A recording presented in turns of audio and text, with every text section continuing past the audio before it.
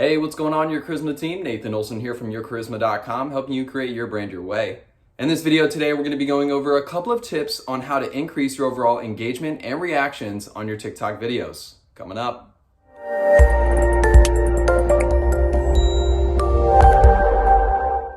It's without question, TikTok has become a huge social media platform.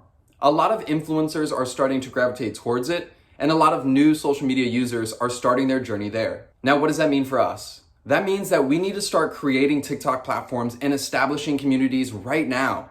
We're already a little behind the game because TikTok has been around for a couple of years, but it's not too late to start now. Now, if you're starting on TikTok and you're looking for ways to grow your engagement as well as your overall community, that's what we're going to be talking about in this video. So, without further ado, let's go over a couple of tips that you can use in order to strengthen your community, generate more views, and more engagement. Now, what I see often on TikTok, and I don't see a lot of influencers using, is their bio space. Using their bio space to incentivize engagement or action on their account. Now, I myself do this, and I've seen a couple other influencers do this, where you're gonna put out some type of engagement contract in your bio that says, first comment gets a free prize. First person to duet this will get some type of shout out. The goal of this is to incentivize engagement or action by rewarding them with some sort of prize. And typically it's done where the first person that does the action is gonna get the prize. Now on my account, I explicitly say in my bio that first comment gets a free prize. So on almost all of my videos, you'll always see an individual posting first or first to comment. And that's because they're trying to claim that prize. Now, I haven't explicitly labeled what the prize is, and because I do sell shoes and I sell other physical products, typically I will do it in the sort of coupon discount where I'll say, hey, 10% off your first order or free shipping on your first order, message me on Instagram. Because I do a lot of my e-commerce on Instagram and I use TikTok to build a community to drive that traffic to my Instagram. So this kind of works in both sense. I'm being able to build up my engagement and my community on TikTok, but I'm driving the leads from TikTok to my Instagram where I'll be able to convert them into a lead or a sale. Now, getting people to comment on your video is important, but it's not as important as returning the favor. And what do we mean by that? If you really want to strengthen your community on TikTok and really grow friends on there, then you need to respond to all the comments that you're getting on your videos.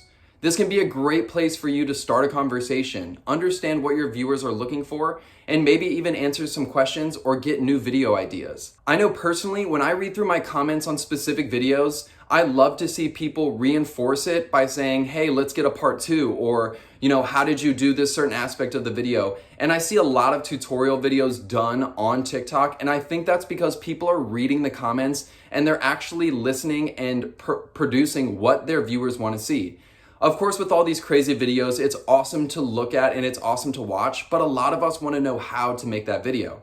And because of that, that's why these tutorial videos have become such a huge thing. And that's why we see a lot of part 1, part 2, part 3 videos, because people are reading the comments and they're answering and producing the content that their viewers are asking for. Now, if you're really looking to increase overall engagement as well as communicate with your followers in a direct fashion, going live on TikTok is going to be one of the best ways to both grow your community as well as conversate with them in order to strengthen your relationship with them. Because TikTok Live is instant and you get to see the flow of captions and comments throughout the channel, it's really easy to have a back and forth conversation with some of your followers where it really acts very conversational. You're gonna say something and then they're gonna give you a direct reply in that chat box. And you can continue the conversation through there. And they can also donate gifts, stickers, other prizes where it costs them money to buy these stickers, but gifting them to you actually creates a sort of TikTok balance or TikTok coin balance for you. So they're actually donating real money through virtual money for you as well. So TikTok Lives can be a great place for you to just kind of hang out with your TikTok followers, understand what they're looking for, communicate with them, and establish a relationship. Now, I personally have a hard time going live on essentially any platform. Obviously with YouTube, I have the ability to edit, cut, add in content, do as many takes as I need. And that's something that really helps me because obviously you guys don't see all the bloopers, but I do stumble over my words a lot. I do find that sometimes I spend time rambling on certain topics that might not hold the best context to the actual situation.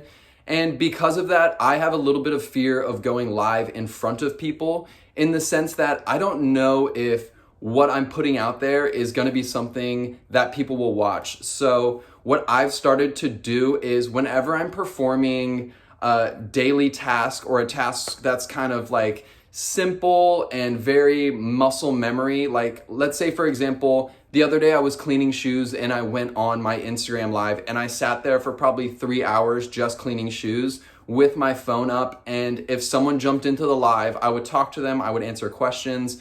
But for the most part, they were just there watching me clean shoes and we were talking with each other. People were coming in, people were coming out.